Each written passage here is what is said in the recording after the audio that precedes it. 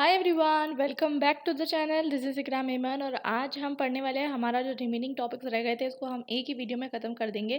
तो देखिए, मैंने आपको इसके पहले वाले वीडियो में जो है कार्यलाई हिंदी जो है हमने फर्स्ट वीडियो में डिस्कस कर लिया था। इसके पेपर पैटर्न हम डिस्कस कर चुके हैं, आंसर राइटिंग डिस्कस कर चुके हैं, इंपॉर्टेंट क्वेश्चन डिस्कस कर चुके हैं, सब कुछ डिस्कस हो चुका है।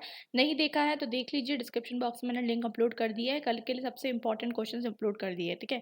उसके बाद यहाँ पर आता है व्यावसायिक हिंदी। ये वाला टॉपिक हमारा बचा है और साथ साथ हमने टिप्पण प्रारूपण भी लास्ट वाले वीडियो में पूरा डिस्कस कर लिया था। वो भी आपने नहीं देखा तो जाकर उसको सबसे पहले देखिए, ठीक है। उसके बाद दूसरी इंपॉर्टेंट चीज़ है, यहाँ पर हम आज डिस्कस करेंगे प्रतिवेदन और विज्ञप्ति का महत्व डिस्कस करेंगे। उसको लिखना कैसे है वो डिस्कस करेंगे और बहुत ईजी से शॉर्ट से वे में हम उसको डिस्कस कर लेंगे। और उसके बाद फिर हम व्यावसायिक हिंदी को डिस्कस करेंगे, ठीक है। और उसके बाद जो है हमारा इकाई नंबर 2 जो है हम शुरू करेंगे और एक वीडियो में ख़त्म करने की कोशिश करेंगे। तो शुरुआत करते हैं। तो देखिए, प्रतिवेदन क्या होता है, मैं आपको शॉर्ट में समझा देती हूँ। प्रतिवेदन को हम इंग्लिश में बोलते हैं रिपोर्ट। आपने किसी भी बारे में रिपोर्ट लिखी होगी, आपके आपके कोई भी सब्जेक्ट में आपको बोला गया होगा कि आपने यहाँ विजिट किया है, इसके बारे में रिपोर्ट लिखी है। देखिए, रिपोर्ट लिखने के लिए सबसे इंपॉर्टेंट चीज़ होती है कि आपको सबसे इंपॉर्टेंट इसमें क्या होता है कि आप कोई प्रॉब्लम को देखते हो, जिसके आपको बोला गया, पता नहीं आपने किया होगा कि नहीं, कभी कोई आपने क्वेश्चनर कंडक्ट किया होगा, ठीक है, आपके लोकेलिटी में। आपने किसी पर्टिकुलर चीज़ के ऊपर रिपोर्ट बनाई होगी, उसमें आपने अपना कुछ प्रॉब्लम्स आई होगी, कुछ प्रॉब्लम्स को सॉल्व किया होगा, उसका सॉल्यूशंस बताए होंगे, तो उसको हम कहते हैं रिपोर्ट यानी प्रतिवेदन। तो सरकारी कामकाज के संबंध में जांच पड़ताल करने के लिए, जैसे कि अगर आपको किसी भी पर्टिकुलर टॉपिक के ऊपर आपको जांच करना है तो उसके लिए बहुत ज़रूरी होता है। आपको सुझाव देने हैं, विस्तृत विवरण देना है, उसके लिए आपको प्रतिवेदन जो है बहुत ज़रूरी होता है। प्रतिवेदन यानी कि रिपोर्ट जिसे हम कहते हैं। तो रिपोर्ट बहुत ही ज़्यादा आवश्यक है। तो रिपोर्ट का हमेशा हम यूज़ करते हैं किस चीज़ के लिए, किसी भी टॉपिक के ऊपर हम डिटेल सॉल्यूशन देने के लिए। देखिए, इसमें हम सिर्फ मन से सॉल्यूशंस नहीं देते, इसमें कुछ फैक्ट्स लगाए जाते हैं, कुछ तथ्य लगाए जाते हैं, हमेशा इसमें आवश्यक होते हैं, ठीक है। और इसमें जो भी जानकारी प्राप्त होती है, जैसे कि आपको पता होगा ना कि बहुत सारी कमीशंस बैठती है गवर्नमेंट के अंदर।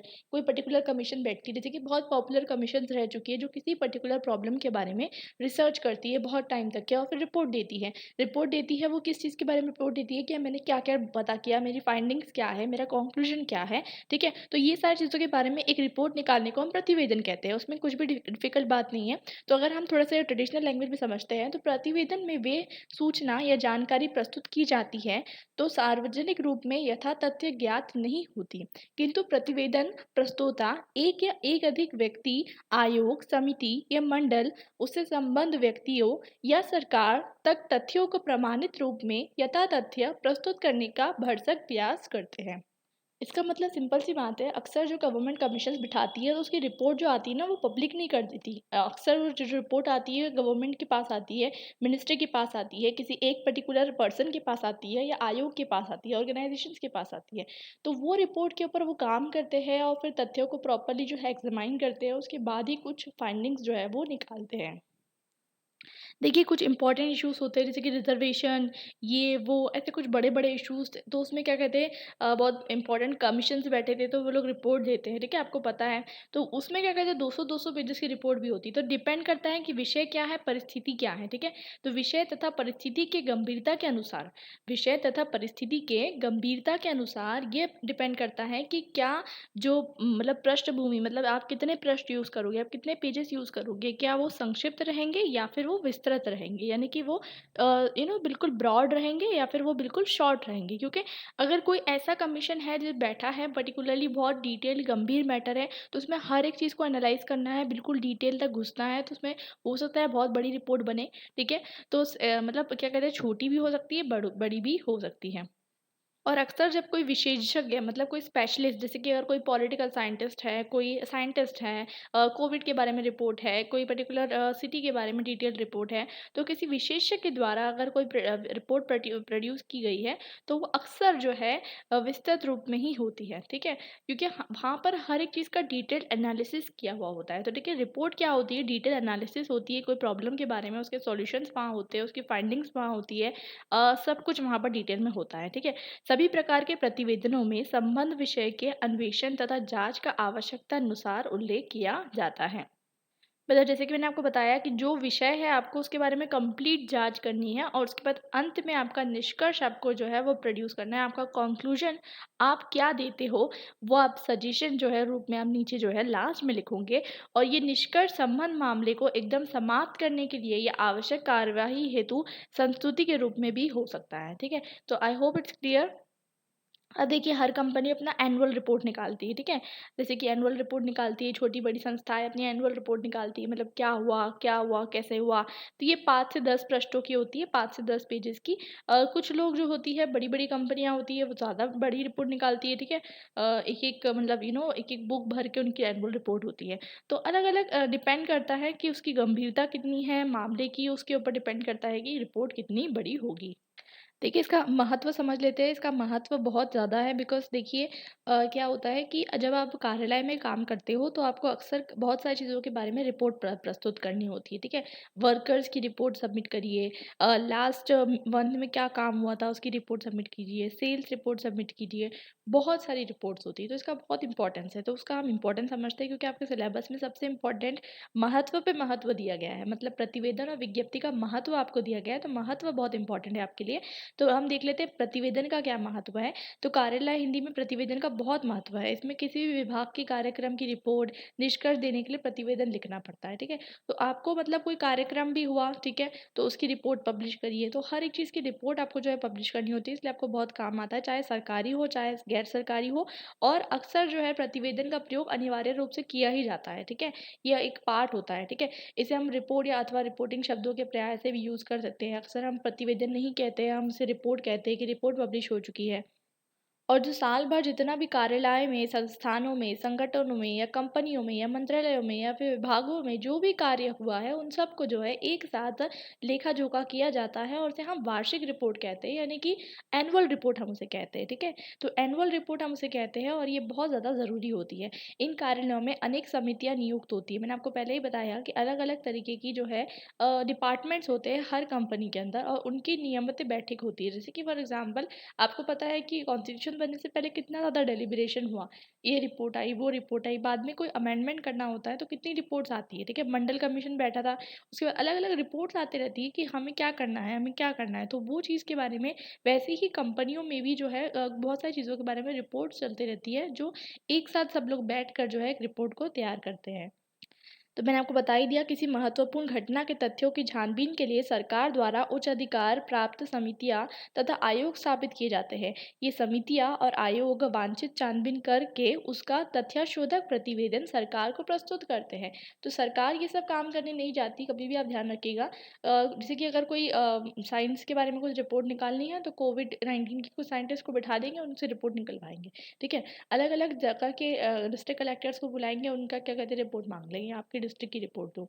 तो बेसिकली यहाँ पर जो है आपको एक चीज़ इम्पोर्टेंट है कि सरकार खुद काम नहीं करने नहीं जाती है ग्राउंड लेवल पे, वो रिपोर्ट माँगती है।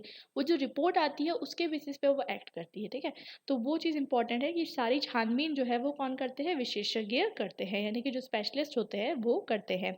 कभी-कभी अत्यंत महत्वपूर्ण सरकारी राष्ट्रीय मामलों के संबंध में सरकार स्वयं जनता की जानकारी हेतु श्वेत पत्र यानी व्हाइट पेपर के रूप में प्रतिवेदन प्रस्तुत करती है, ठीक है? तो कभी-कभी जैसे कि मैंने आपको बताया ना कि बहुत इंपॉर्टेंट चीज़ है क्योंकि नेशनल मैटर भी बहुत सारे होते हैं, आपको पता होगा। उसमें रिपोर्ट पब्लिश होती है पहले, उसके बाद हर चीज़ होती है, जिसमें घटनाओं और मामलों की यथा तथ्य स्थिति दर्शाई जाती है। इस प्रकार सरकारी कार्यप्रणाली के एक महत्वपूर्ण अंग के रूप में प्रतिवेदन का प्रयोग किया जाता है। देखिए कोई इंपॉर्टेंट मैटर है तो फिर गवर्नमेंट जो है क्या कहते हैं मतलब पब्लिक में भी ये जारी कर देती है। कहा जा सकता है कि सरकारी कामकाज के संबंध में जांच तथा निवेचन और साथ-साथ सुझाव आदि का विस्तृत विवरण प्रस्तुत करना प्रतिवेदन है, ठीक है? तो क्या है सरकारी कामकाज के संबंध में पहले जांच करना है, फिर आपको पूरी तरीके से उसका सुझाव देना है, यही जो है इसका विस्तृत विवरण करना है, यही क्या है आपका प्रतिवेदन होता है। और इसी में क्या होता है कि इसी के अतिरिक्त मामले की छानबीन के पश्चात तथ्यों का ब्यौरा देना, गंभीर मामले और घटनाओं के बारे में सही जानकारी प्रस्तुत करना, समितियों की बैठक के लिए लिए गए निर्णयों के कार्यव्रत के रूप में देना और सरकार द्वारा नियुक्त आयोग की कार्यप्रणाली विचार विमर्श तथा तथ्यों की खोजबीन करके निष्कर्ष को प्रस्तुत करना। तो बहुत सारे इसके काम होते हैं प्रतिवेदन लेखन के, ठीक है? प्रतिवेदन लेखन के कुछ इंपॉर्टेंट पॉइंट्स मैं आपको बता दूं, तो प्रतिवेदन लेखन के जितने भी, अच्छा मैं इससे पहले एक बात बता दूं आपको कि इसके सारे पीडीएफ्स ऑलरेडी अपलोड हो चुके हैं टेलीग्राम चैनल पे, नोट्स अपलोड हो चुके हैं। अगर आपने नहीं ज्वाइन किया टेलीग्राम चैनल तो लिंक जो है डिस्क्रिप्शन बॉक्स में है, वहाँ से जाकर ज्वाइन करिए। साथ ही साथ सबसे इंपॉर्टेंट चीज़ कि यहाँ पर जो है इसका जो लास्ट वाला पार्ट है इसका वीडियो अपलोडेड है, और जो है उसकी लिंक भी डिस्क्रिप्शन बॉक्स में है, वहाँ से चेक कर सकते हैं। अब यहाँ पर जो है सबसे इम्पॉर्टेंट चीज़ की प्रतिवेदन लेखन में मैंने आपको अभी बताया कि समिति या फिर आयोग का गठन सरकार के द्वारा किया जाता है, ठीक है, किसी उद्देश्य के लिए किया जाता है, मतलब कोई ऑब्जेक्टिव होता है। ऐसा नहीं होता है कि बस पब्लिश कर दी गई, जैसे नेहरू रिपोर्ट आई थी। मतलब कोई भी एक रिपोर्ट जो है पर्टिकुलरली एक पर्टिकुलर टॉपिक के ऊपर रिसर्च करके उसका फाइनल कंक्लूजन देने के लिए होती है। आयोग या समिति ने संबंधित मामले को लेकर किस किस तथ्य की जानकारी या खोजबीन की है, ठीक है, उसको भी आप देखते हो। ठीक है, तथ्य खोजने के लिए किन किन व्यक्तियों से साक्ष्य लिया है, मतलब टेस्टिमोनियल किसका लिया है, इंटरव्यू किसका लिया है, ठीक है, वो इंपॉर्टेंट है। मतलब रिपोर्ट की बहुत इंपॉर्टेंस है, बिकॉज वो बिल्कुल सच होना चाहिए, झूठ नहीं होना चाहिए, बिकॉज उसमें थोड़ा सा भी अगर मिलावट है तो उसके बेसिस पे बहुत सारे डिसीजन गलत हो सकते हैं। तथ्य खोजने के लिए साक्ष्य तो हो गया। समिति या आयोग की बैठक में किन किन मुद्दों पर चर्चा हुई है, कोई मुद्दा ऐसा तो नहीं जो रह गया। निष्कर्ष के रूप में कौन कौन सी सिफारिशें प्रस्तुत की गई है, ठीक है, ये सब कुछ जो है इम्पोर्टेंट है। सामान्यतः सभी सदस्य प्रतिवेदन पर हस्ताक्षर करते हैं, मतलब हम जो है इसमें प्रेजेंट रहे हैं, हमने जो है इस पे काम किया है, हम इसको एक्सेप्ट कर रहे हैं। तो ये जो है क्या कहते हैं, अक्सर जो है इस पे काम किया जाता है कि सारे जो है क्या कहते हैं जितने भी हमारे जो काम करते हैं उस पर्टिकुलर रिपोर्ट पे उस पे हस्ताक्षर करते हैं। प्रारूप की बात कर लेते हैं, यानी फॉर्मेट की बात कर लेते हैं। प्रतिवेदन जो है हम देखते हैं सामान्य ढांचे की तरह ही प्रस्तुत किया जाता है। यहाँ पर शीर्षक यानी सबसे इंपॉर्टेंट टाइटल यानी हेडिंग की किस बारे में आपको जो है रिपोर्ट दी जा रही है, आपको जो टॉपिक एग्जाम में आएगा वही का वही टॉपिक आपको लिख लेना है, ठीक है। प्रस्तावना, प्रस्तावना यानी कि आपको सजेस्ट करना है। तो देखिए प्रस्तावना में मतलब आपको अपना इंट्रोडक्शन देना है, जैसे कि प्रीफेस जिसे हम कहते हैं, ठीक है। जैसे कि कॉन्स्टिट्यूशन से पहले हम देखते हैं प्रीएम्बल होता है, तो वैसे ही प्रस्तावना यानी इंट्रोडक्शन आप कह सकते हो, प्रीफेस कह सकते हो। विषय सूची आपको बहुत अच्छे से पता है, इंडेक्स आपको बहुत इंपॉर्टेंट है, वो देना ही है। उद्देश्य पूर्ति का संक्षिप्त विवरण, मतलब आप किस टॉपिक पे रिसर्च करने वाले हो वो बहुत इंपॉर्टेंट है, तो उसका आपको क्या कहते हैं एक संक्षिप्त विवरण देना है। जैसे कि आप सब्जेक्ट का एनालिसिस देते हो ना, तो वैसे ही आपको क्या देना है, एक प्रॉपर जो है क्या कहते ऑब्जेक्टिव रिजोल्यूशन दे रहा है, मतलब किस तरीके से आपको ये बताना है कि किस टॉपिक पे आप जो है रिसर्च करने वाले हो। विषय विश्लेषण आपको बहुत इंपॉर्टेंट है, टॉपिक का एनालिसिस करना है कंप्लीटली लास्ट तक के पूरा, आपको जो है इसमें टॉपिक एनालिसिस आएगा। और उसके बाद फिर आपको साक्षात्कार एवं सामग्रिक संकलन का विश्लेषण आएगा। मतलब साक्षात्कार मतलब इंटरव्यू, और सामग्री आकलन मतलब आपने क्या क्या रिसोर्सेज को रेफर किया है, क्या क्या आपने चीज़ें पढ़ी है इस चीज़ के लिए, क्या क्या आपने जो है क्या कहते हैं मतलब चीज़ों को रेफर करके ये रिपोर्ट बनाई है, वो सारी चीज़ें इसमें आएगी। प्रमुख तथ्यों का उद्घाटन, मतलब आपको क्या क्या फाइंडिंग्स आई है आपकी, ठीक है, वो आपको लिखना है। मुख्य सिफारिशें, मतलब आप क्या फाइनल जो है रिक्वेस्ट करना चाहते हो, फाइनल जो है आपकी क्या फाइंडिंग्स है, उसके अकॉर्डिंग आप क्या सजेशन देना चाहते हो। तालिकाएं और परिशिष्ट, तालिकाएँ और परिशिष्ट मतलब आपका टेबल और अपेंडाइसेस, मतलब आपने कहाँ-कहाँ पर कौन से टेबल्स का यूज़ किया है, कहाँ-कहाँ से यूज़ किया है, टेबल और अपेंडाइसेस बहुत ज़रूरी है। और लास्ट में संदर्भ सूची यानी रेफ़रेंस लिस्ट बहुत ज़्यादा ज़रूरी है। रेफ़रेंस लिस्ट मतलब मैंने आपको पहले बताया कि आपने कहाँ-कहाँ से जो है चीज़ों को पता किया है। देखिए, सबसे इम्पोर्टेंट इसकी विशेषताएँ पढ़ लेते हैं। प्रतिवेदन का स्वरूप आवेदन आदि से एकदम भिन्न होता है, ठीक है? बहुत डिफरेंट है, आपको लगा ही होगा। इसमें आप जो है रेफ़रेंसेस डाल रहे हो, अपेंडाइसेस डाल रहे हो, इंटरव्यूज़ डाल रहे हो, क्वेश्चनायर डाल सकते हो, आपकी फाइंडिंग्स डाल सकते हो, सजेशन डाल सकते हो, ये बहुत डिफरेंट है, ठीक है? आपका टाइटल डाल रहे हो, मतलब इसमें क्या होता है कि आपका मतलब बहुत ज़्यादा डिटेल एनालिसिस लगता है, तो ये बहुत डिफरेंट होता है। और इसमें घटना, जानकारी, किसी निरीक्षण या सर्वेक्षण आदि का जो है आपको डिटेल जो है वर्णन करना होता है।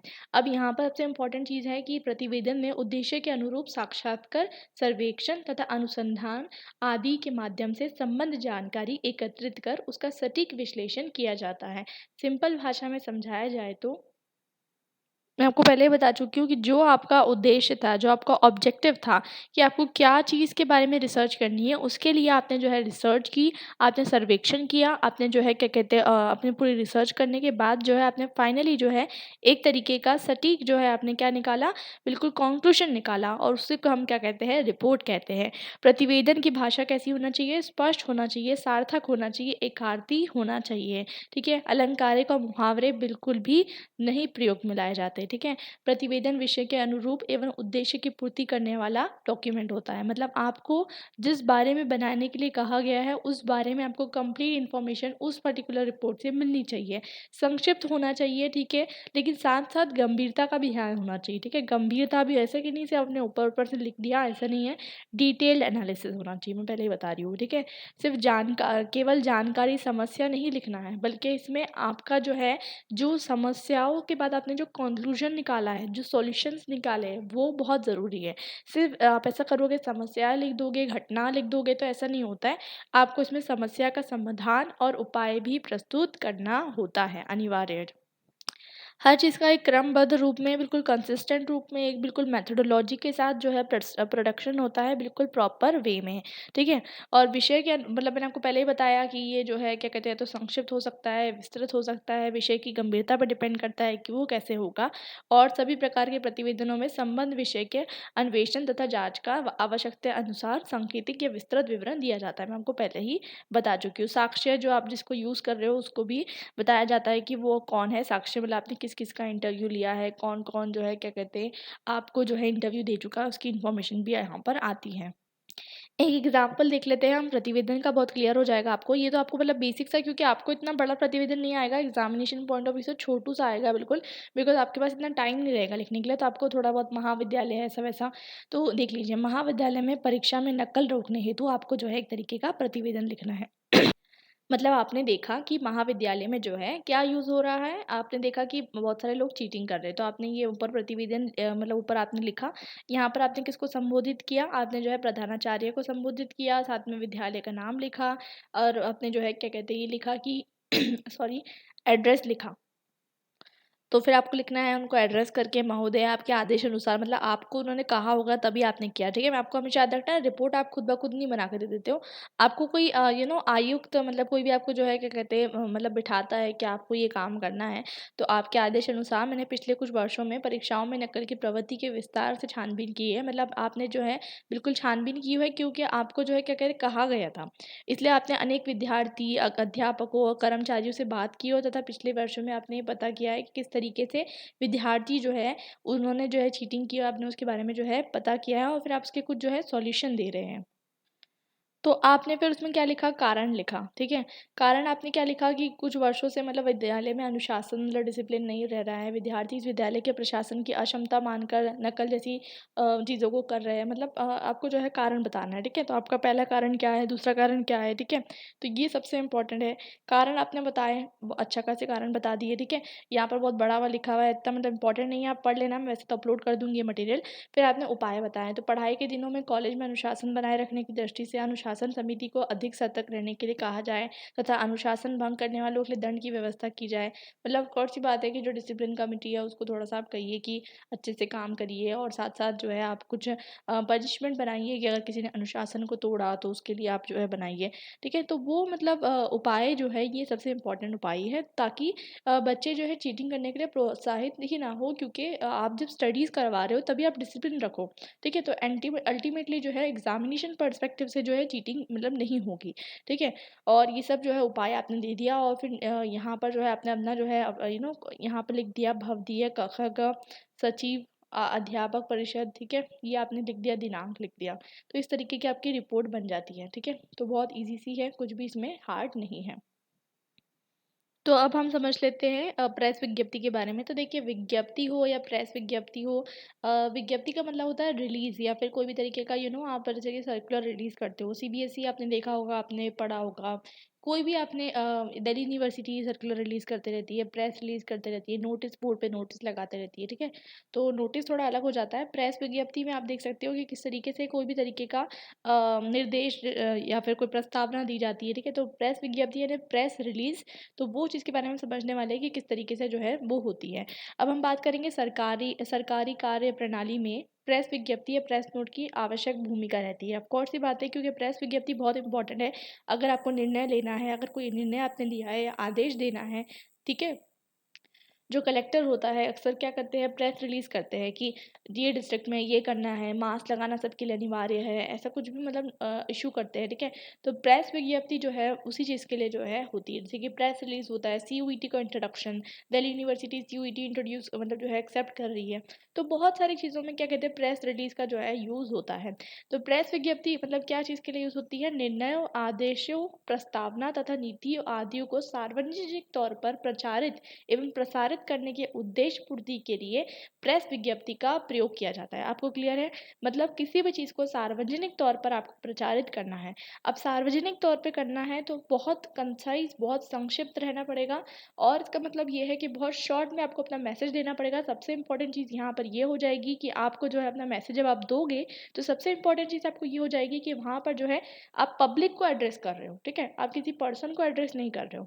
तो पब्लिक को एड्रेस कर रहे हो और आप कौन एड्रेस कर रहे हो वो इम्पोर्टेंट है, हम आगे फॉर्मेट में समझ लेंगे। इसका इम्पोर्टेंस क्या है वो भी हम समझ लेंगे। अभी हम समझते हैं कि इसका अर्थ क्या है। तो सरकार या किसी संस्थान द्वारा अपने महत्वपूर्ण कार्यक्रम की सूचना, अगर समझ लीजिए कोई गवर्नमेंट ने प्रेस रिलीज़ करा कि हमारा ये फंक्शन होने वाला है, उसमें आप अटेंड कर सकते हो, तो वो प्रेस रिलीज़ होता है, ठीक है? तो कोई भी आपका कोई फंक्शन है, किसी कंपनी का कोई उद्घाटन है, प्रेस रिलीज़ हो रहा है कि ये कंपनी का उद्घाटन है, ये मॉल ओपन हो रहा है। तो हर चीज़ में प्रेस रिलीज़ किया जाता है। कभी आप न्यूज़पेपर उठा के देखोगे तो आपको समाचार पत्र यानी न्यूज़पेपर में समय-समय पर आपको क्या देखने को मिलता है कि सरकार की ओर से प्रेस विज्ञप्ति या प्रेस नोट आपको दिखते हैं, ठीक है? प्रेस विज्ञप्ति या प्रेस नोट दोनों का एक ही उद्देश्य होता है, लेकिन इसमें छोटा-सा अंतर है, ठीक है? प्रेस विज्ञप्ति और प्रेस नोट में। प्रेस विज्ञप्ति अधिक औपचारिक होती है, ठीक है? थोड़ा-सा ज़्यादा फॉर्मल होती है, संवेदनशील होती है, अर्थात इसमें ज़रा-सा शब्द परिवर्तन से ही अर्थ का अनर्थ होने की आशंका रहती है, ठीक है? प्रेस विज्ञप्ति का संपादक कोई काट-छाँट या संशोधन परिवर्तन के यथावत प्रकाशित करने के लिए बाध्य होता है, ठीक है? तो बेसिकली प्रेस विज्ञप्ति की अपेक्षा में मतलब प्रेस में आप कोई भी चीज़ मतलब प्रेस में आप कोई चीज़ रिलीज़ कर रहे हो, तो ऐसा तो नहीं है कि अनफॉर्मली करोगे, इनफॉर्मली करोगे, ऐसा तो नहीं है कि आप कुछ भी लिख दोगे कि भई हाँ, ऐसा-वैसा नहीं। बहुत फॉर्मली करोगे बट प्रेस नोट थोड़ा-सा एज़ कम्पेयर टू जो होती है एज़ कम्पेयर टू प्रेस विज्ञप्ति थोड़ा-सा कम औपचारिक होती है, ठीक है? तो अक्सर आप पेपर उठा के देख लोगे तो आपको प्रेस विज्ञप्ति और प्रेस नोट का दोनों का एग्जाम्पल देखने को मिल जाएगा। लेकिन दोनों का उद्देश्य यही होता है कि जो सामान्य पब्लिक है ना, जनरल पब्लिक को जो है अवेयर करवाना, नोटिस देना, उनको जो है प्रेस रिलीज़ इसलिए हम इसको यूज़ करते हैं। हाँ, जैसे कि अगर आपका रिज़ल्ट आता है, तो रिज़ल्ट आने के लिए एक डेट लिख दी जाती है कि इस दिन रिज़ल्ट आएगा, ठीक है? तो प्रेस विज्ञप्ति के आलेख के प्रकाशन में तिथि लिख दी जाती है। देखिए, सबसे इम्पोर्टेंट चीज़ मतलब अक्सर क्या होता है प्रेस मतलब जो प्रेस रिलीज़ होता है वो पहले ही लिख दिया जाता है बट बताया जाता है कौन से डेट को ये बाहर आना चाहिए, ठीक है? तो वैसे ही होता है और परीक्षा परिणाम आदि का प्रकाशन प्रेस विज्ञप्ति के माध्यम से ही होता है। मतलब कभी भी अगर आपने देखा होगा रिज़ल्ट आने वाला रहता है तो प्रेस रिलीज़ आता है कि आज रिज़ल्ट जो है वो डिक्लेयर हो जाएगा। इस तरीके से जो आता है, ठीक है? तो इसको हम कहते हैं प्रेस विज्ञप्ति का ही इसमें हमें यूज़ करते हैं। अक्सर जो प्रेस विज्ञप्ति होती है, प्रेस नोट दोनों भी जो है क्या होती है डायरेक्टली जो प्रधान सूचना अधिकारी ऑफ कोर्स सी बात है जो चीफ इंफॉर्मेशन ऑफिसर है प्रेस मतलब पीआईबी आपको पता है मतलब public information bureau if I am correct. तो न्यू दिल्ली के अंदर उसको जो है इस तरीके से दी जाती है कि मतलब क्योंकि ऑफ कोर्स सी बात है कि आपका जो बड़ी-बड़ी जो इन्फॉर्मेशन है वो कौन रिलीज़ करेंगे, ठीक है? वो क्या कहते हैं जो इंडस्ट्री से न्यूज़ इंडस्ट्री से पब्लिक इंफॉर्मेशन ब्यूरो ही रिलीज़ करेंगे, ठीक है? ताकि वो एक निर्धारित समय पर उसको प्रकाशित कर सकें। और जिस मंत्रालय से इसे जारी किया जाता है उसका नाम, हस्ताक्षर पेपर की बाईं ओर लिखा जाता है। आपने देखा ही होगा मंत्रालय के नाम के नीचे स्थान तथा दिनांक भी लिखे जाते हैं। एग्ज़ाम्पल ही देख लेते हैं हमें समझ में आ जाएगा, ठीक है? तो यहाँ पर जो है ये देखिए प्रेस विज्ञप्ति का नमूना। तो अब यहाँ पर जो है 20/8/2022 की शाम 5 बजे से पूर्व प्रकाशित या प्रसारित ना किया जाए, ठीक है? तो मतलब आप डेट दे देते हो अल्टीमेटम। देखिए डिमोनेटाइज़ेशन आया तो अल्टीमेटली सब लोगों ने रात में 9 बजे ऐसा मतलब बताया। तो कहने का मतलब ये है कि एक बता दिया जाता है कि इतने बजे जो है इसको मतलब प्रसारित करना है या प्रकाशित करना है, इससे पहले ना किया जाए। देखिए बहुत ज़्यादा ध्यान से क्योंकि कोई भी इन्फॉर्मेशन आपको पता है ना कि अगर गवर्नमेंट की रिलीज़ हो जाती है तो बहुत ज़्यादा नुकसान हो सकता है, ठीक है? उसके बाद देखते हैं प्रेस विज्ञप्ति, तो मतलब प्रेस रिलीज़ ऊपर लिखा हुआ होता है, ठीक है? उसके बाद विषय, विवाह की आयु मतलब जैसे कि गवर्नमेंट का कोई बिल पास सकता है कि विवाह की आयु बढ़ाई जाए।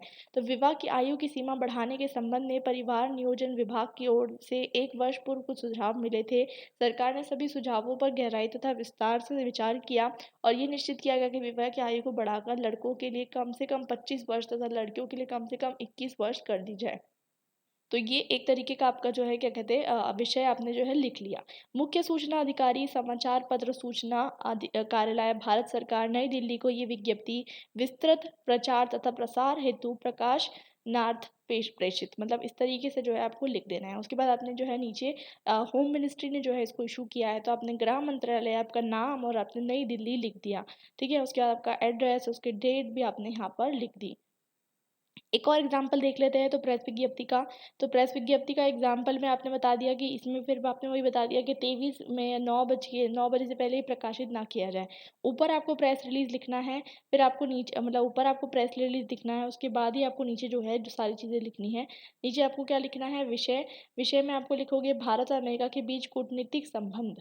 ठीक है, तो आपको मतलब कुछ भी बोल सकते हैं, जैसे कि आज के अभी के टाइम में यूक्रेन और रशिया में वॉर हुआ तो प्रेस रिलीज आया कि मतलब क्या कहते हैं वहाँ से जो है स्टूडेंट्स को बुला लिया जाए, मतलब बहुत सारी चीज़ों के बारे में प्रेस रिलीज होते हैं। ठीक है, फिर आपने यहाँ पर कुछ लिखा, फिर नीचे आपने जो है क्या किया, यहाँ पर नीचे आपने फिर से जो है मंत्रालय लिख दिया।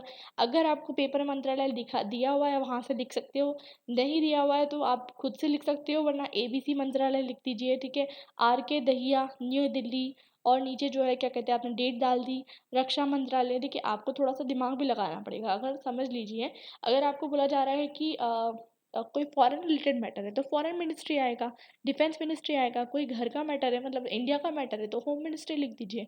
तो आपको थोड़ा सा दिमाग अपने हिसाब से लगाना पड़ेगा। फिर एक और एग्जाम्पल है, तो बहुत एग्जाम्पल है, कोई इसमें दिक्कत नहीं है, आपको समझ में आ गया होगा आई होप। अभी तक कि आपने जो है इसको समझ लिया होगा कि कैसे आपको लिखना है। इसके थोड़े और इंपॉर्टेंट पॉइंट डिस्कस कर लेते हैं। ठीक है, रचना के बारे में, इसके बारे में थोड़ा सा और पढ़ लेते हैं। तो आरंभ में हमेशा आपको प्रकाशन का नियत समय देना है। ठीक है, आरंभ में हमेशा सबसे इम्पोर्टेंट कि कहाँ पर आपको कितने बजे कब चाहिए वो देना है। निश्चित तिथि के पहले प्रेस विज्ञप्ति का प्रकाशन निषिद्ध है, बाद में किया जा सकता है। मतलब अगर 9 बजे के बाद, 9 बजे से पहले मना किया गया है उससे पहले नहीं कर सकते। 9 बजे के बाद कभी भी करो, चाहे 10 बजे करो, 12 बजे करो, उसमें कोई दिक्कत नहीं है। ठीक है, प्रेस विज्ञप्ति के आलेखन का सार रूप एक शीर्षक में दिया जाता है जो उसका मूल होता है। जैसे कि मैंने आपको बताया विवाह की आयु बढ़ाने हेतु, या फिर मतलब क्या कहते हैं इंडिया और US के रिलेशनशिप के बारे में बताया जा रहा है। तो कोई भी एक टॉपिक जो होता है विषय के रूप में ऊपर लिखा जाता है। ठीक है, वो एक पूरा का पूरा जो होता है ना सार होता है। उस वो जो शीर्षक होता है वो पूरा का पूरा जो है आपने जितना भी लिखा है उसका एक सार होता है, उसका एक पूरा कंक्लूजन होता है। तो सारे इंपॉर्टेंट पॉइंट जो है वो प्रेस विज्ञप्ति में आने चाहिए। उसके साथ साथ आपको जो है अंत में मुख्य सूचना अधिकारी को प्रचारित करने का आदेश दिया जाता है। ठीक है, तो ऑफ कोर्स ये बात है कि आपको जो है आदेश भी देना पड़ेगा कि जो आप जिस ऑफिसर को संबोधित कर रहे हो कि इसको जो है आपको प्रकाशित करना है। ठीक है, इस प्रकार प्रेस विज्ञप्ति मुख्य सूचना अधिकारी के विभिन्न समाचार पत्रों में जारी करता है। ठीक है, तो ये आपको I hope it's clear to you. ठीक है, अब यहाँ पर तक आपने ये लिखा, उसके बाद पैराग्राफ चेंज किया, आपने लिखा मुख्य सूचना अधिकारी समाचार पत्र सूचना कार्यालय भारत सरकार नई दिल्ली को ये विज्ञप्ति विस्तृत प्रचार तथा प्रसार हेतु प्रकाश नार्थ प्रेषित। ये लाइन आप याद कर लीजिए, ऐसे कैसे लिख कर आ जाना। ठीक है, कोई भी मतलब आपका पत्र है, ठीक है, यहाँ पर भी देखिए ये पत्र है, लास्ट में ये लिखना है मुख्य सूचना अधिकारी यानी central information officer press information bureau नई दिल्ली के पास विज्ञप्ति जारी करने तथा इस विस्तृत रूप से प्रचारित करने के लिए प्रेषित। सिंपल सी लैंग्वेज है कि central information officer press information bureau नई दिल्ली के पास विज्ञप्ति जारी करने तथा इसे विस्तृत रूप से प्रचारित करने के लिए प्रेषित। मतलब आपने ये क्यों भेजी है कि आप इसको प्रेषित मतलब आप इसको जो है क्या कहते हैं प्रसार कर सकते हो, प्रचार कर सकते हो, ये आपने इसको परमिशन दे दी है। ठीक है, ये आपने नीचे आपका डेजिग्नेशन दे दिया। ठीक है, यहाँ पर जो है आप मतलब आप मिनिस्टर हो, आप अपने को मिनिस्टर समझिए, आपने जो है किसको दे दिया, प्रेस वालों को दे दिया कि आप इसको प्रसार और प्रचार कर देना, लेकिन इतने बजे से पहले मत करना। ठीक है, तो हर एक में आपको जो है नीचे जो है ये लाइन लिखनी ही है, और ऊपर मतलब बहुत सिंपल सा फॉर्मेट है, कोई इतना डिफिकल्ट सा फॉर्मेट इसमें है नहीं। I hope it's clear to you. महत्व तो हम समझ ही चुके हैं, क्योंकि जब हम उसके बारे में पढ़ रहे थे प्रेस विज्ञप्ति के बारे में, तभी हमने जो है उसका महत्व भी समझ लिया था। क्योंकि देखिए प्रेस विज्ञप्ति का बहुत महत्व होता है। प्रेस रिलीज़ के अलावा अगर आपको विज्ञप्ति आता है, मतलब सिर्फ़ प्रेस विज्ञप्ति नहीं आता है, सिर्फ़ विज्ञप्ति आता है, तो आप क्या लिखोगे कि विज्ञप्ति लिखित संप्रेषण का एक महत्वपूर्ण माध्यम है। इसका उपयोग सरकारी, गैर सरकारी संस्थान द्वारा यूज़ किया जाता है। किसके लिए किया जाता है? निर्णय, घोषणा, निर्देश, योजना, हर चीज़ को, संबंधित सूचनाओं को जो है मतलब क्या कहते हैं, संबंधित व्यक्तियों एवं आम जनता तक पहुँचाने के लिए, ठीक है? आम जनता तक पहुँचाने के लिए इसका प्रयोग किया जाता है। विज्ञप्ति अखबार आदि में छपी जाती है। ऑफ कोर्स सी बात है, सारी विज्ञप्ति जो है मोस्टली अखबार में होती है, कहीं कहीं पर नोट अगर ज़्यादा इंपॉर्टेंट नहीं है तो यहाँ वहाँ नोटिस बोर्ड में भी लग जाती है। इसका मुख्य उद्देश्य आम जनता या संबंधितों तक जानकारी पहुँचाना होता है। विज्ञप्ति का प्रारूप, मतलब अगर आपको विज्ञप्ति लिखने के लिए आया है तो आप इस तरीके से लिखोगे, क्योंकि आपको विज्ञप्ति लिखने के लिए आ रहा है, मतलब समझ रहे हो आप। आपने प्रेस रिलीज में किसको संबोधित किया, आपने जो है मतलब किसको संबोधित किया, वैसे आपने संबोधित तो नहीं किया, लेकिन आपने किसको भेजा, आपने डायरेक्टली प्रेस इन्फॉर्मेशन ब्यूरो को भेजा। अगर आपको अब खुद आप प्रेस इन्फॉर्मेशन ब्यूरो की जगह पर हो, ठीक है, और आपको अब क्या कहते हैं उसका विज्ञप्ति का फॉर्मेट बना के पब्लिश करना है, तो आप कैसे करोगे? आप यहाँ पर पहले तो कार्यालय का नाम दोगे, ठीक है। कार्यालय का नाम दोगे, यानी कि जैसे कि गवर्नमेंट ऑफ इंडिया, यानी कि सरकार, भारत सरकार, उसका पता, ठीक है। फिर यहाँ पर आप क्रमांक दोगे, यानी पेज पेज नंबर, बहुत इंपॉर्टेंट है, अपने हिसाब से कुछ भी डाल देना। स्थान नई दिल्ली, दिनांक आज की तारीख, शीर्षक विज्ञप्ति, ठीक है। शीर्षक में से विज्ञप्ति आएगा, मुख्य विषय जो मैंने आपको भी बताया कि पूरे विवाह की आयु बढ़ाने हेतु, मतलब क्या कहते हैं एक पर्टिकुलर सिर्फ एक लाइन का आपको सार लिखना है, ठीक है। नाम, यहाँ पर आपको नाम लिखना है जिसने जिसने विज्ञप्ति जारी किया, आपने तो जारी नहीं की। मतलब कहने का मतलब ये है कि आप तो सिर्फ इंफॉर्मेशन ब्यूरो से हो, लेकिन आपको जो है आपने क्या किया, जिसने जारी की है, जो अधिकारी है जो जारी कर सकता है, यानी कि जो ऑफिसर है, जो मिनिस्टर है वो, और उसका आपने क्या लिखा लिखा नीचे जो है आपने उसके जो है डेजिग्नेशन भी आपको लिखना बहुत ज़्यादा ज़रूरी है। तो आई होप आपको समझ में आ गया हो। अब देखिए मैं आपको बता दूँ एक बार फिर, वापस चलते हैं हमारे सिलेबस के ऊपर। हमारा जो फर्स्ट चैप्टर था कार्यालय हिंदी हो गया है, टिप्पण प्रारूपण कर लिया था, प्रतिवेदन विज्ञप्ति अभी कर लिया, और व्यावसायिक हिंदी जो है अभी हम कर लेते हैं। देखिए यहाँ पर ये वाला टॉपिक, ये जो वीडियो में हमने लास्ट वाले वीडियो में डिस्कस किया था, आपने नहीं देखा है तो जाकर उसको ज़रूर देखिए, मैं लिंक डिस्क्रिप्शन बॉक्स में डाल दे रही हूँ। और साथ साथ जो है ये प्रतिवेदन और विज्ञप्ति तो डिस्कस हो चुका है, फर्स्ट वीडियो में कार्यालय हिंदी डिस्कस हो चुका था, वो भी आपने नहीं देखा तो जाकर देख लीजिए। अब यहाँ पर जो है व्यावसायिक हिंदी की बात हो रही है तो वो पढ़ लेते हैं।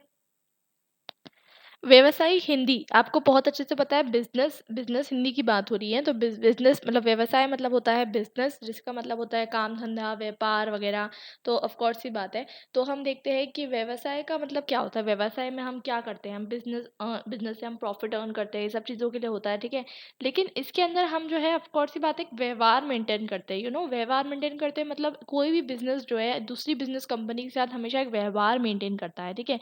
ये कार्य या सेवा व्यापार नियमित रूप से चलता रहता है, ठीक है। क्योंकि मानव अपने जीवन पान से जुड़ी आवश्यकताओं की पूर्ति हेतु विभिन्न वस्तुओं का क्रय और विक्रय करता है, ठीक है।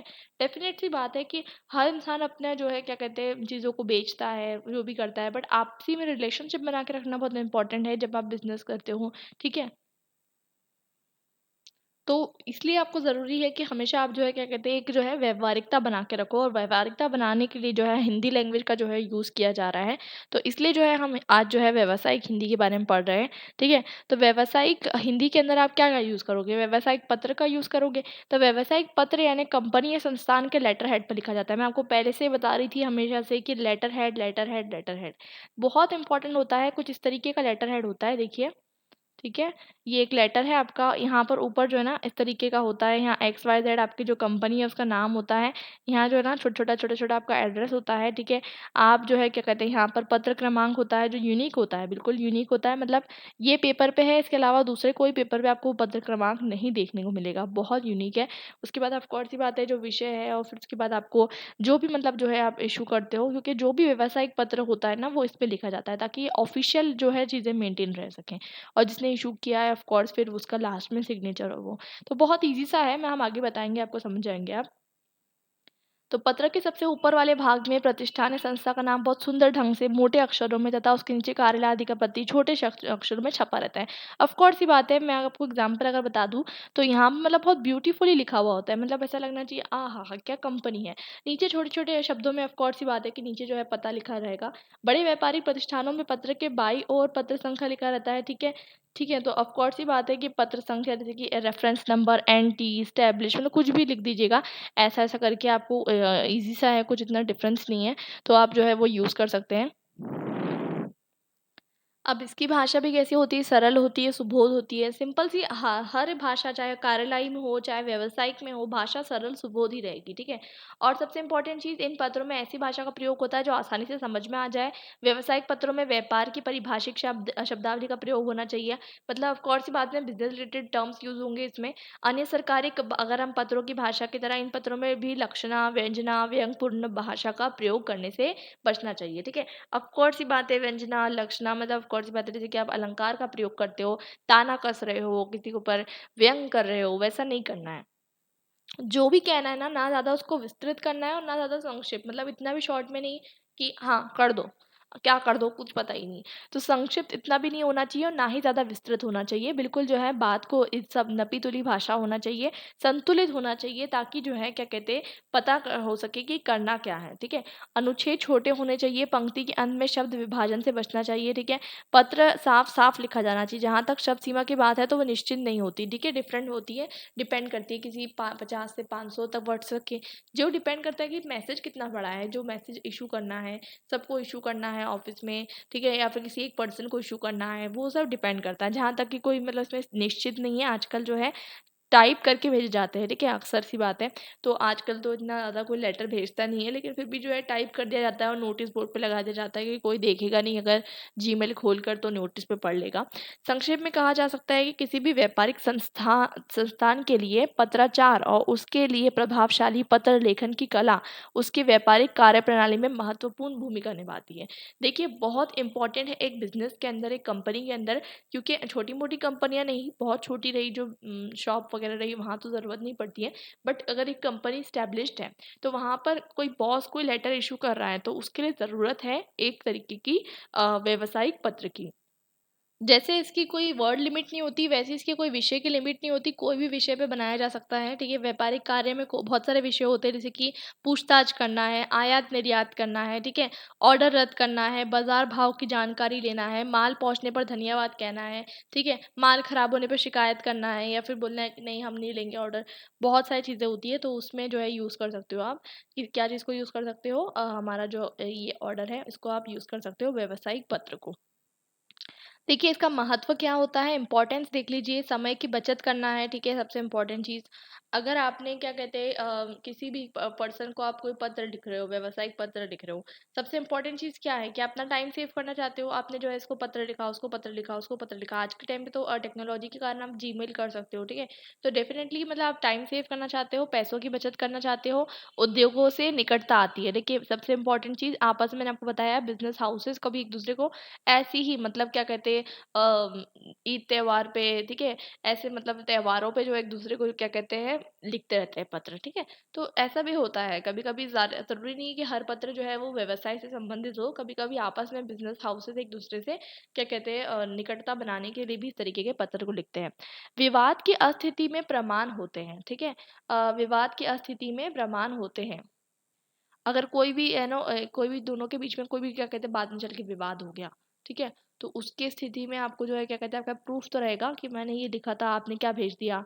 ठीक है माल या सामग्री आपको जो बेचना है वो चीज़ के लिए व्यापारिक शाख बढ़ती जाती है कौन सी बात है आपको बिजनेस बढ़ाना रहता है एक्सपांड करना रहता है विवाद या भ्रम का निवारण होता है ठीक है प्रचार या विज्ञापन में पत्रों से मदद मिलती है ठीक है तो ये सब चीज़ें व्यावसायिक पत्र का उद्देश्य क्या है तो इसमें हमने आपको पहले बता दिया व्यवसाय में वृद्धि करना ग्राहकों की वृद्धि विज्ञापन दाता द्वारा अपनी शाख बढ़ाने में वृद्धि ग्राहकों की शिकायतें सुलझाने में मदद दिलाना और उधार वापसी के लिए बहुत सारी चीज़ों के लिए आप लिख सकते हो लेन देन बिना किसी रुकावट से चलना ऐसे बहुत सारी चीज़ों के लिए आप लिख सकते हो व्यावसायिक पत्र एक एग्जाम्पल दिया है हमें वो प्रैक्टिस देख लेते हैं पुस्तकों के संबंध में पूछताछ तो आपको जो है बताया गया है एक नाम भी दिया गया है मामन चंद्र हुकुम चंद्र प्रकाशक एवं पुस्तक विक्रेता रेलवे रोड इसका पूरा एड्रेस दिया हुआ है पानीपत की ओर से किसको भेजना है सर्वश्री गुप्ता प्रकाशन रेलवे रोड शिमला तो ये कहाँ पर है ये मतलब क्या कहते हैं पानीपत में है शिमला में लेटर जा रहा है उनके द्वारा प्रकाशित कुछ पुस्तकों को क्रय करने के लिए जो है क्या कहते हैं आपको पत्र लिखना है। तो सबसे इम्पोर्टेंट चीज़ आप जो है क्या कहते हैं ये लिख रहे हो, फिर अपना टेलीफोन लिखोगे, ठीक है, क्योंकि ये आपकी तरफ से लेटर हेड जा रहा है ना। जैसे कि मतलब मैंने आपको क्या बताया, आपकी तरफ से लेटर हेड जा रहा है, तो आपका नाम यहाँ पर ऊपर आएगा, ठीक है। ये आप ऐसी लाइन बना सकते हो यहाँ पर। ये आपका नाम और आपका एड्रेस जो है ना ये ऊपर आना चाहिए पूरा का पूरा।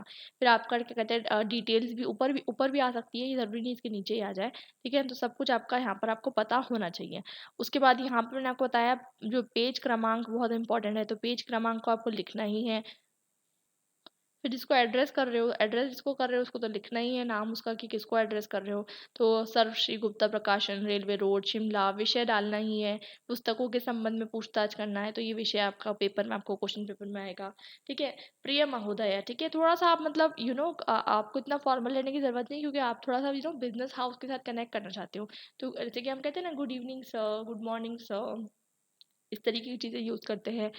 आप उम्मीद करते हैं कि आप अच्छे हेल्थ एंड वेल्थ में हो, ठीक है।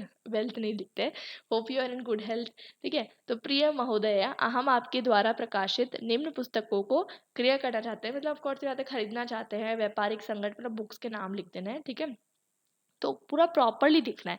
सामने वाले ने अधूरी बुक्स भेजा, ठीक है, तो आपके पास प्रूफ तो रहेगा मैंने आपको ये भेजा था, पत्र है, ठीक है। तो आपने अब बुक्स के नाम लिख दिए, लेखक ओपी गुप्ता, ये लेखक है, कितने रुपए की है ये भी लिखना है यहाँ पर रुपए का। आप इससे थोड़ा और अच्छा भी कर सकते हो, ज़रूरी नहीं है ऐसी।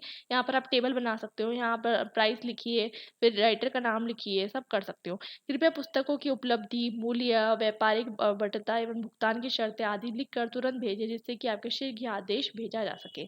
तो ऑर्डर मतलब आप दोगे ना, तो इसलिए आपको क्या कहते हैं, आप बोल रहे हो कि ऑर्डर देने के लिए आप क्या करो, जल्दी ही मुझे बताइए कि आपके पास कितना मतलब कितनी उपलब्धि है, कितना मूल्य है, क्या क्या है, आप हमें लिख कर भेजिए, ठीक है।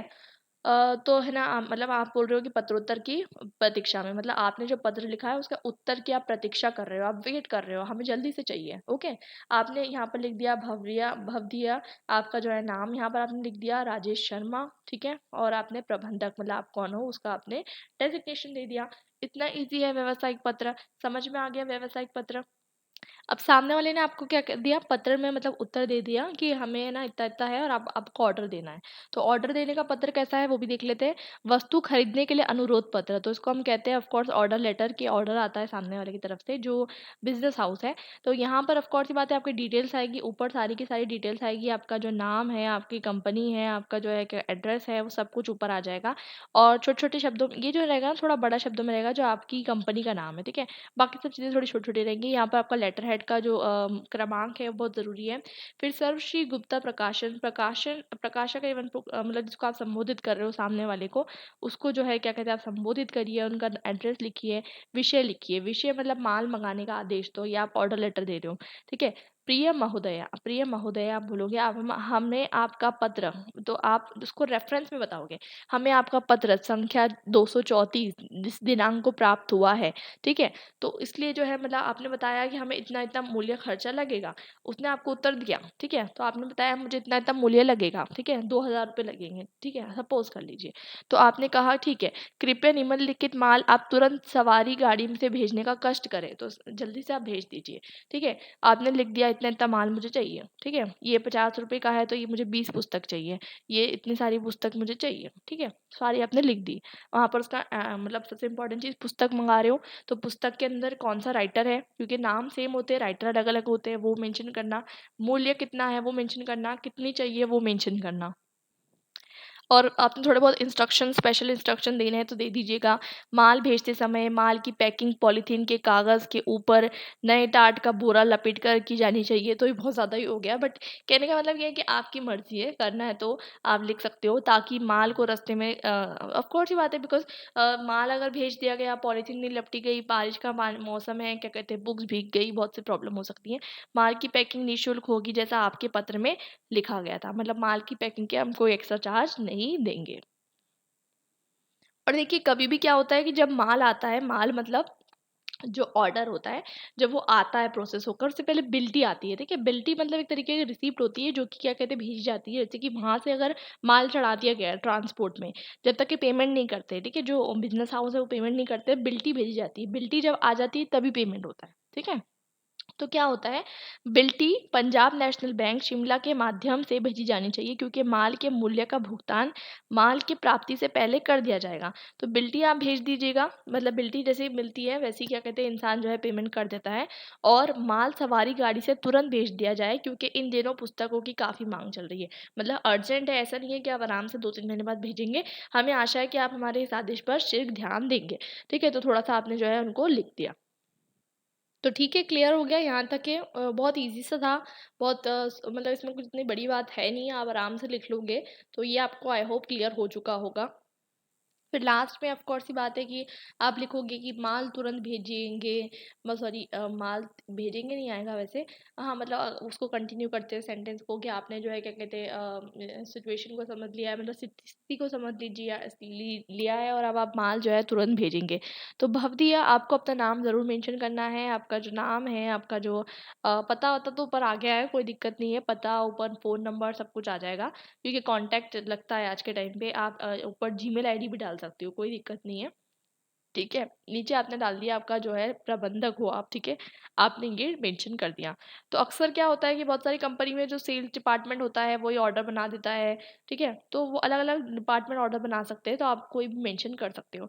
तो आई होप आपको क्लियर हो चुका हो, और अगर आपने इसके पहले वाले जो दोनों तीनों वीडियोस है वो देख लिए हैं, तो आपका मतलब हो गया है फर्स्ट चैप्टर कंप्लीटेड। ठीक है, सेकंड चैप्टर के साथ मैं आती हूँ, सेकंड चैप्टर हम कंप्लीट कर लेंगे बहुत शॉर्ट में, और कोई बड़ा चैप्टर है नहीं। ठीक है, उसके बाद जो है हमारा सिलेबस कंप्लीट हो जाएगा। मैं एक वन शॉट रिवीजन वीडियो लेकर आऊँगी, जिसमें सारे टॉपिक्स जो है शॉर्ट में एक बार डिस्कस करेंगे, आंसर राइटिंग प्रैक्टिस करेंगे, और फिर बहुत ज़्यादा अच्छे से जो है मतलब आपके लिए कल की जो है पूरी प्रिपरेशन जो है आपकी हो जाएगी।